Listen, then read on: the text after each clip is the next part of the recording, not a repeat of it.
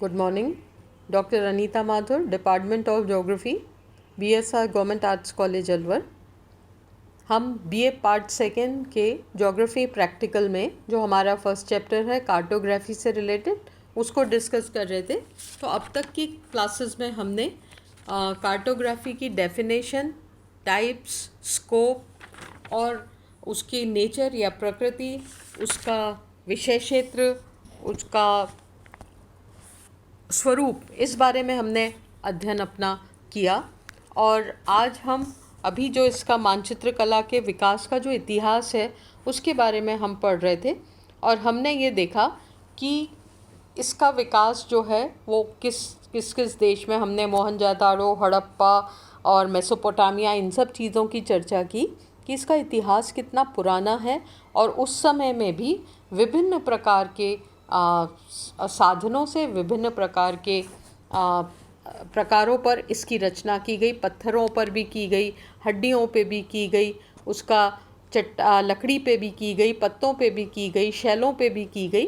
तो इस तरह से हमने विभिन्न प्रकार से मानचित्र की, किसी न किसी रूप में मानचित्र की हमने रचना की। और हम भारत में मानचित्र कला के इतिहास के बारे में पढ़ रहे थे। तो हमने ये देखा कि भारत में जो मानचित्र कला का इतिहास है वो लगभग 4000 वर्ष पुराना हमने माना था। और हमने इस आधार पर इसको 3 कालों में डिवाइड किया था। तो जो प्रथम है, जो प्राचीन काल से 400 ईस्वी तक का काल है, इसमें मानचित्र निर्माण का, जो मानचित्र कला के प्राचीन इतिहास को हमने 5 शीर्षकों में बांटा था। पहला था आदिम मानचित्र कला, दूसरा यूनानी मानचित्र कला, तीसरा रोमन मानचित्र कला, चौथा चीनी मानचित्र कला और 5वां भारतीय मानचित्र कला। तो आज हम सबसे पहले आदिम चित्रकला के बारे में पढ़ेंगे। तो हम ये देखेंगे कि प्राचीन काल में विश्व की जो आदिम जनजातियाँ थीं उनके द्वारा बनाए गए और अपने निवास क्षेत्रों के मानचित्र को आदिम चित्रकला हम कहते हैं। इस मानचित्र कला हम कहते हैं।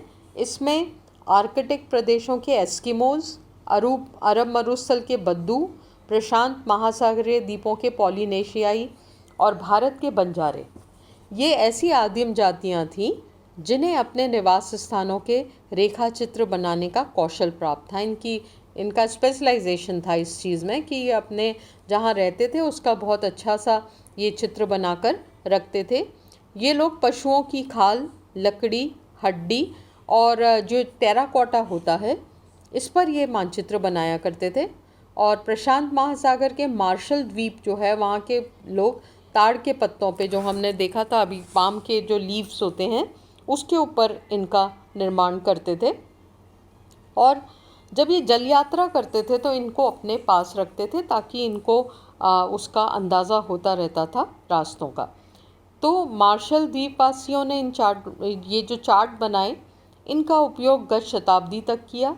इसी प्रकार अलास्का, कनाडा, बैफिन और ग्रीनलैंड के हिमवासी भागों में निवास करने वाले लोग, एस्किमो लोग जो थे, उन्होंने भी ये मानचित्र कला के निर्माण में अपनी दक्षता रखी और उन्होंने इसको बराबर यूज़ किया। अब हम ऐतिहासिक प्रमाणों की बात करते हैं तो उससे ये ज्ञात होता है कि दक्षिणी पूर्वी एशिया और जो पूर्वी भूमध्य सागर का जो क्षेत्र था, जिसमें पश्चिमी एशिया के आदिवासी क्षेत्रों को भी हमने शामिल किया है, वहाँ पर भी ये प्रथा प्रचलित थी मानचित्र निर्माण की। और बेबीलोनिया, मिस्र और एज़टेक जो चीन का क्षेत्र थे और पेरू का कुछ क्षेत्र के निवासी भी मानचित्र निर्माण की दक्षता रखते थे। मैक्सिको के जो एज़टेकों के द्वारा बहुत अच्छे सजाए हुए मानचित्र बनाए जाते थे। इसमें स्थलाकृतिक विवरणों की अपेक्षा ऐतिहासिक विवरण हमें अधिक देखने को मिलते हैं। इन मानचित्रों में नदी, मैदान, वन, मंदिर, इन सब चीज़ों को अलग अलग सिंबल्स के द्वारा, अलग अलग चिन्हों के द्वारा दर्शाया जाता था। और जो प्राचीन बेबीलोनियन मानचित्र कला की भी उच्च स्तर का उस समय ये मानचित्र कला थी। इसके नमूने जो हार्वर्ड यूनिवर्सिटी है, वहाँ का जो सेमेनाइट है, संग्रहालय है वहाँ का, उसमें आप देख सकते हैं कि इनका वहाँ पे उनको रखा हुआ है। और इनके द्वारा पकी हुई मिट्टी की ईंट के तरह की एक टिकिया टाइप चीज़ होती थी टेराकोटा की, उस पर इन मानचित्र का चित्रण किया जाता था। और दो पर्वतीय श्रेणियों के मध्य एक नदी दर्शाई गई है जो संभवतः इराक की फरात नदी है। और इस चित्र के दक्षिण में कोई झील या सागर दर्शाया हुआ है जिसमें ये नदी गिरती है। और इसमें 4 दिशाओं का भी उन्होंने अंकित किया है, 4 दिशाओं को भी। और बेबीलोन के 300 किलोमीटर उत्तर में जो गासुर नगर की खुदाई में ये प्राप्त हुआ था, ये वाला जो हम ब्रिक की बात कर रहे हैं, इसलिए हम इसको लगभग 4500 वर्ष पुराना प्राचीन हम इसको मानते हैं। फिर हम बात करते हैं सेकंड पॉइंट की, यूनानी चित्रकला की हम बात करते हैं। तो संसार की विभिन्न जो आदिम जातियां थीं उनके द्वारा जो ये चित्र बनाए गए थे वो प्रारंभ जो बहुत ही ट्रेडिशनल शैली के थे, और उसका आधार कलात्मक अधिक और वैज्ञानिक कम रहा। क्यों रहा? क्योंकि वैज्ञानिक उस समय इतने साधन नहीं थे, इसलिए वहाँ पर किसी भी चीज़ को प्रदर्शित करने के लिए आर्टिस्टिक पहलुओं का बहुत ध्यान उसमें रखा जाता था। और हम ये मानते हैं कि आधुनिक जो कार्टोग्राफी है उसकी नींव डालने का श्रेय जो हम देते हैं वो ये यूनानी जो जोग्राफर्स थे उन्हीं को हम इसका क्रेडिट देते हैं। उन्होंने ही सबसे पहले पृथ्वी के आकार और उसकी गोलीय आकृति जो उसका स्फेरिकल शेप है वो ज्ञात किया था, और अक्षांश और देशांतर के जाल का विकास कर मानचित्रीय प्रक्षेपों की रचना की थी। आप ये सोचिए, सीमित साधनों में उन्होंने जो इतना बड़ा ये ज्ञान प्राप्त किया, ये अपने आप में बहुत ही ज़्यादा क्रेडिटेबल है। तो ध्रुव, भूमध्य रेखा, कर्क रेखा, मकर रेखा सहित पृथ्वी के विभिन्न जलवायु प्रदेशों में उनको कटिबंधों में उन्होंने बांटा, ये उनकी बहुत बड़ी उपलब्धि थी। उसमें अरस्तु, एनेक्सेमेंडर, हेकेडियस, हेरोडोटस, इरेटास्थनीज, हिप्पार्चुस, टॉलमी, ये जो विद्वान थे ये इसके प्रमुख निर्माता रहे। ये इन्होंने ही सबने का क्रेडिट जाएगा इस सब चीज़ों के निर्माण का। इसमें हम हेरोडोटस की बात करते हैं जो कि 484 से 425 बीसी हम इनका समय मानते हैं। तो मिलेट्स के निकट जो हेलिकार्नेसस का निवासी था, और उनको क्या था कि यात्राओं द्वारा उन्होंने जानकारियां प्राप्त की। मतलब पहले जो उन्होंने बहुत ट्रैवल किया, उस ट्रैवल के आधार पर उन्होंने बहुत रिसर्च किया और उसके आधार पर फिर मानचित्रों की रचना की। और उनका बनाया गया जो मैप था एनेक्सिमेंडर के मानचित्र से, इसमें शुद्धता अधिक थी, क्लियरेंस अधिक थी, और इसमें उन्होंने भूमध्य सागर के निकटवर्तीय यूरोपीय क्षेत्र के विस्तृत भाग, एशिया और अफ्रीका, इनको उन्होंने सम्मिलित किया। आप अगर नेट पे देखेंगे, मैं भी कोशिश करूंगी कि इसका पीडीएफ मैं आपको भेज सकूं, तो आप देखिएगा कि उसमें कैसे उन्होंने नील नदी और ये वाला जो क्षेत्र है इसको बहुत टिग्रिस माउंटेन का है, एशिया का भाग है, पर्शिया का भाग है, ये सभी चीज़ों को उन्होंने, कैस्पियन सी है, बहुत अच्छी तरह से उन्होंने अपने मानचित्र में उनको दर्शाया है। फिर हम एनेक्सिमेंडर की बात करेंगे जो 611 से 547 बीसी तक रहे। वो भी एक बहुत प्रसिद्ध दार्शनिक थे और इनका जन्म टर्की में हुआ था, तुर्की के दक्षिण में मिलेट्स नामक स्थान पे हुआ था, इसीलिए उन्हें मिलेट्स इन्हें हम मिलेट्स का ही एलेक्जेंडर भी मानते हैं, इनको इसी नाम से पुकारा जाता है। और ये जो थे ये ब्रह्मांड विज्ञान के विद्वान थे और साथ में एक अलग अच्छे मानचित्रकार या कार्टोग्राफर भी थे। और इन्होंने अपने समय में जो इनको ज्ञात संसार था उसको इन्होंने एक विश्व का प्रथम मानचित्र निर्माण किया, और उस मानचित्र में भूमध्य सागर के निकटवर्ती क्षेत्र और एशिया के भी कुछ भागों को दर्शाया।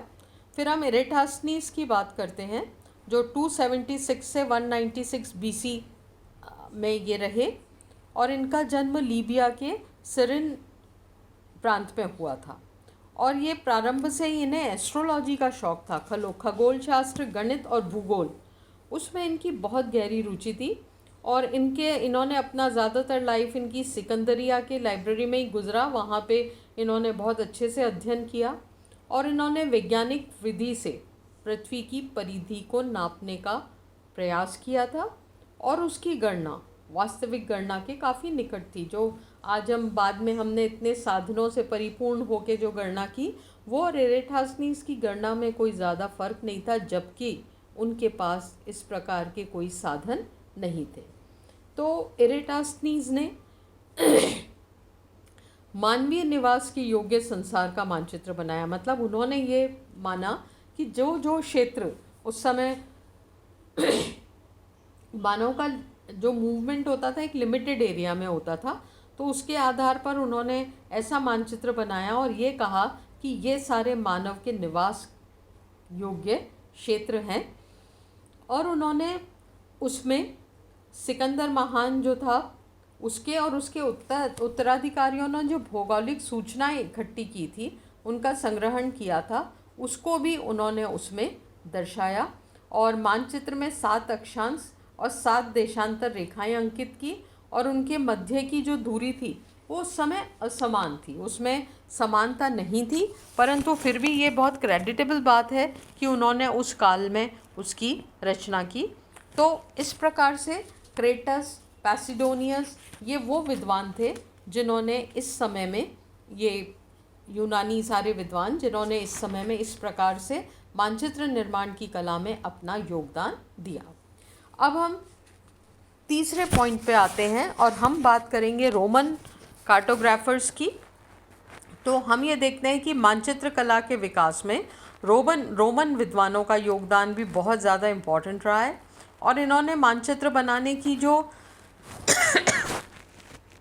तकनीकें थी वो बहुत ज़्यादा प्रैक्टिकल तरीके से, इन्होंने व्यवहारिक तरीके से इन्होंने मानचित्र का निर्माण किया।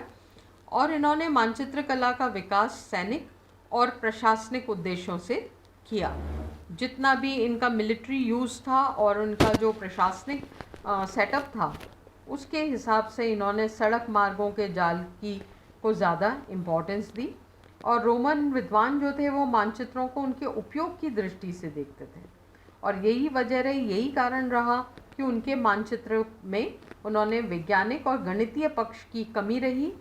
और रोमन काल की जो मानचित्र कला में पृथ्वी की आकृति, आकार, खगोलीय घटनाएं, मेघ, अक्षांश, देशांतर, उन सब चीज़ों का ज़्यादा वर्णन इसमें नहीं मिला। तो रोमन विद्वानों को अपने उद्देश्य की पूर्ति के लिए आयोनियन भूगोलवेत्ताओं के द्वारा जो उन्होंने एक तश्तरी के आकार का वृत्ताकार प्राचीन मानचित्र बनाया था, उसका अधिक उन्होंने इस पर प्रयोग किया।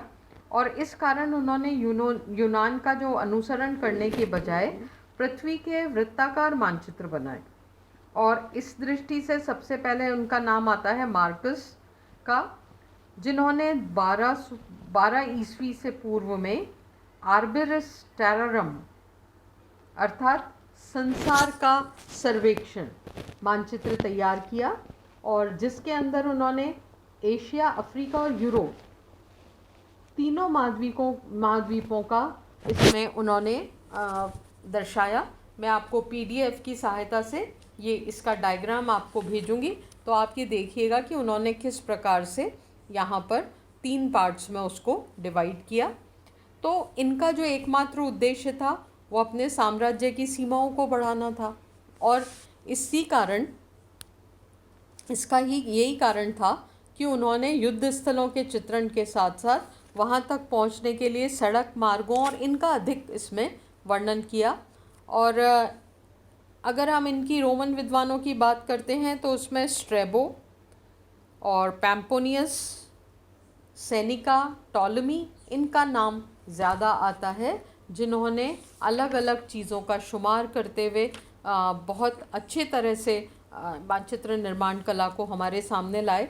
अगर हम स्ट्रैबो की बात करते हैं तो वो वहाँ के जोग्राफर्स में सबसे महत्वपूर्ण स्थान रखते थे और ये एक प्रादेशिक भूगोलवेत्ता थे और उन्होंने संसार के ज्ञात भाग का वर्णन किया और उसको उन्होंने 17 भौगोलिक विश्वकोश का संकलन किया, जिसमें 2 खंडों में विश्व वर्णन और सामान्य भूगोल का वर्णन था और 8 खंडों में यूरोप का, 6 खंडों में एशिया का और अंतिम खंड में अफ्रीका का भौगोलिक वर्णन उन्होंने प्रस्तुत किया।